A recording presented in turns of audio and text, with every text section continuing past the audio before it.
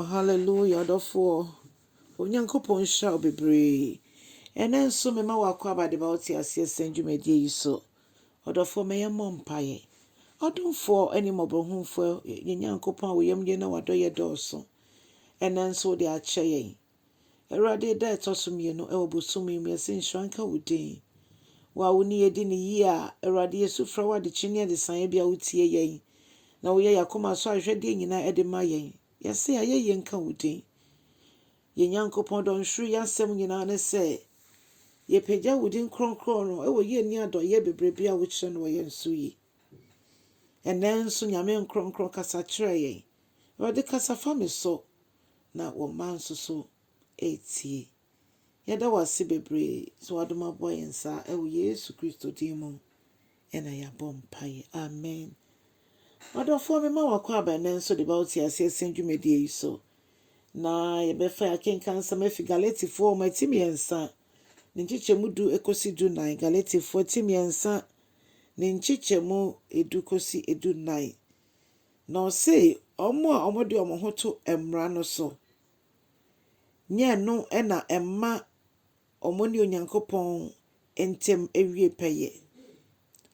Na saa nkurɔfoɔ no ɛhyɛ ɛnome ase. Efisɛ twerɛ ne se ɛnome ɛnka obi biara a ɔndi Onyankopɔn nsɛm so.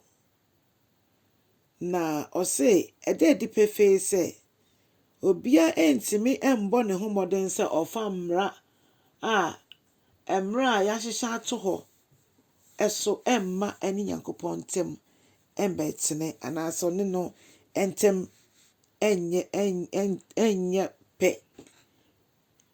Adɔfo mfa nkyɛ me. Ɔse ɛda adi pefee sɛ twerɛ no ma yɛate aseɛ sɛ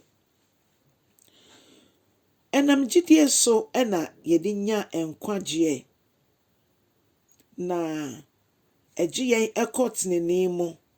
Nti gyidie ɛna yɛtumi ne Onyankopɔn ntem ɛtene ɛnyɛ mmara ɛso. Ɛna ɔka kyerɛ yɛn sɛ saa kwan yi a ɛyɛ gyidie kwan yi ɛne mmara no nsonsonoeɛ ɛwɔ mu. Na Bible kyerɛ yɛn sɛ yɛdi Nyankopɔn ɛhyɛ ɛso anaasɛ Onyankopɔn ne nsɛm so a ɛno ɛna yɛbɛnya nkwa. Na Yesu Christo aba bɛgye yɛn afi mmara no enome no ase. Ɛberɛ a yɛsɛn no ɛwɔ asɛnnua no so no. Efisɛ saa dua no ɛyɛ animguase wuo bi a akorɔmfoɔ ne ewudifoɔ ɛna yɛde ɔmo sɛn edua so ekum ɔmo. Na Bible say bɔne so akatua ɛne owuo. Onyankopɔn adom akyɛdeɛ ne daa nkwa ɛwɔ Kristo Yesu mu. Ɛno nti sɛ yɛbɔne a ne yɛte mu, yɛbɔne a yɛ nananom yɛ bi abɛsoa yɛn no, na nka ɛsɛ sɛ yɛn ɛna yɛkɔsɛn saa dua no so. Nanso Yesu kɔsɛn so ɛma yɛbɔne nti ɛma ne papa ɛyi n'ani efiri no so. Na Bible say nnome nka nea a yɛde ne sɛn dua so ekum no. Ɔdɔfo wɔ yɛn Awurade Yesu Kristo mu. Kristo Yesu ne yɛti pagyafoɔ. Na wɔpagya yɛti na ɔno no ɔkɔsan dua no so no ɔbɔɔ ne ti ase ɛsiane sɛ na yɛbɔne ahyɛ no so. Nanso asedanka Nyame sɛ Yesu Kristo ewuiɛ no wanka adakamuna mu anaasɛ wanka asase tiri mu. Onyane ne nansa so sɛdeɛ Bible kyerɛ yɛn no. Na ɔne n'asuafoɔ ɛsan ɛbɛnanteyɛ. Ɔdɔfoɔ Yesu Kristo ne n'asuafoɔ nanteyɛ kɔsi sɛ ogya ɔmo hɔ. Nansa na obɛgya ɔmo hɔ no ɔka kyerɛ ɔmo sɛ ɔnnya ɔmo nyanka. Ɔbɛsoma ɔmo nkronkron no ma n'aba. Nkronkron no aba abɛfa nneɛma nyinaa nnomum. Nkronkron no aba ama yehu Nyankopɔn kɛseyɛ. Ɛnɛ yɛka Yesu Kristo ne wo wuiɛ a ɛma yɛn nso so yɛnya afahodie. Ɔdɔfoɔ saa bere akosi Easter bosome mu no yɛtwɛn Onyankopɔn anim ɛwɔ Lent bere mu. Mama yɛmfa yɛn ho nto hɔ ɛma Awurade ho hia. Yɛntɔ yɛn ho pan ma Awurade. Na Awurade mfa yɛn nyɛ nea ɔno ɔpɛ.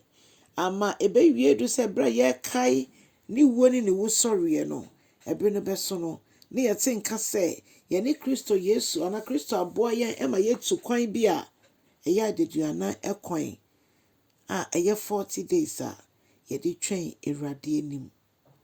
Onyankopɔn ndom boa yɛn na yɛntimi ɛmfa yɛadwene yɛakoma ne yɛbibia ɛntae akwantu a Yesu ɛtuiɛ ɛwɔ Ash Wednesday a ɛyɛ ɛnnɛ yi ɛde kɔsi ɛda a Yesu Christo wusɔreɛ ɛda no ɛbɛsi.